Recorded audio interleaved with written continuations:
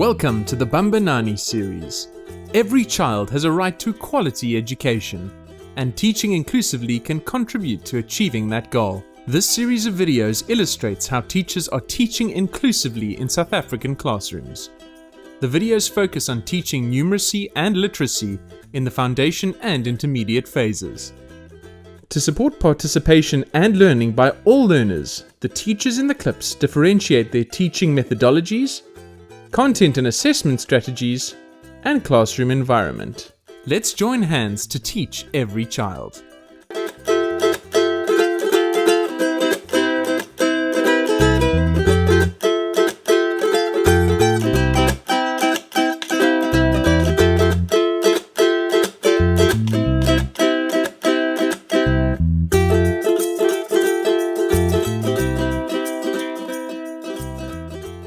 Hello, my name is Mrs. Fisher. I'm a grade 4 English teacher at I.R. Griffith Primary School.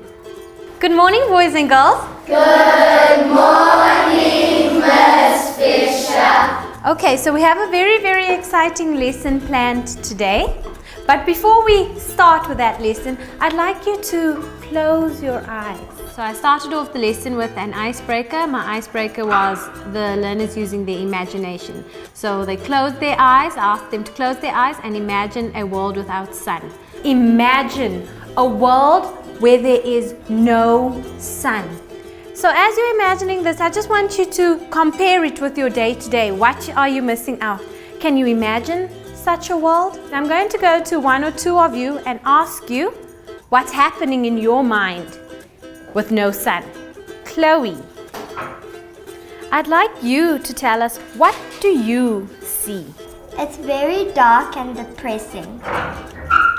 Yes, Olulana. In my world, there's no school today. Okay, boys and girls, so open your eyes. Isn't that much better? Yes. Hey? The first thing that Miss Fisher did was she really got the learners to use their imaginations. So she asked them to close their eyes and imagine a world where there was no sun. This really supported the learners as they were able to use their imaginations, and they really got into the lesson, and this gave them a grounding for the lesson. I then introduced them to the lesson. I introduced them to the name of the comprehension, which is called Stealing the Sun. Can you believe that someone stole the sun? Can you believe that? No. Hey? So that's exactly where we're going today. We're in the village near Lake Tumba, and we are going to explore this village, and we're going to try to help them. I introduced the learners to the characters in part 1. Just to make them feel comfortable and more at ease. So when you introduce them to the characters, they familiarize themselves. So I went around the classroom showing them a picture of the characters so that they could also imagine what the characters would look like, just to give them an idea. Today, we are going to do part 1. Going to introduce you to the characters, the plot, the setting. We're going to be introduced to the story. Then tomorrow we will go to part 2. Are you ready? Yes. Okay, so the first character is Chief Wai. Let me go around to introduce you to Chief Wai. Okay, that is the first character in the story. Okay, boys and girls, I'm going to introduce you to the animal characters in the story, okay, in part 1. The first one is the wasp, and the second animal is the tortoise. So the kite, boys and girls, I'm not talking about the kite that you use on kite day. This kite can fly on their own. A kite is also known as a bird. After I introduced the characters, I explained what it is that they needed to do. Before that I did that, I also gave them a setting of the story. So we had drums and we had animals, just to give them the setting as if they are in this village and as if they are going to assist the chief to get back the sun. So as a group, you're going to help one another and you're going to answer the questions in your book. Okay? Once you're done with that, as a group, you are going to further discuss the story, and you're going to think about what happens next in part 2. Chief Y lived near Lake Tumba with his wives and many servants. He had a tall, handsome young son named Mukale. At the time, there was no sun, only dark, overcast skies all day. One day, Mukale asked his father, "Why doesn't the sun shine here?" Chief Y looked sad. "It was stolen away a very long time ago." "I'll go and get the sun back for you," said Mukale. What was the name of Chief Y's son? Chief Y's son's name was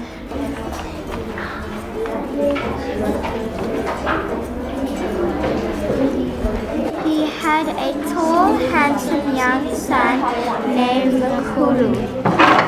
Ms. Fisher really provided a lot of different resources for her learners. So in her box, she had the actual comprehension, which was just a page with the story and some of the comprehension questions. But she also had created wonderful story cards, which was a simplified version of the story with big pictures. So learners who needed a little bit more support were able to look at these pictures and read the story. What she also had was cards with definitions. So if there were any words that learners were a little bit unsure about, they could look at these definition cards and look at a picture and understand what these words meant. At the end of the lesson, I wrapped up. I asked 1 or 2 groups what they discussed. They gave me the answers and I then gave them their homework. Their homework options were either to go home and continue reading, or they could, as an individual, write up what they think happens next. So that also creates that excitement for the following day. Ishani, can you please report back to us? You don't have to stand. They travel to the other chief, and when they get there, the chief doesn't want to hand the son over. When they get there, they're gonna have to battle the king to get the son back. Go home and think about what you think will happen next, okay? So that will be your homework for today. Learners had to report back to the teacher on what they thought might happen next in the story.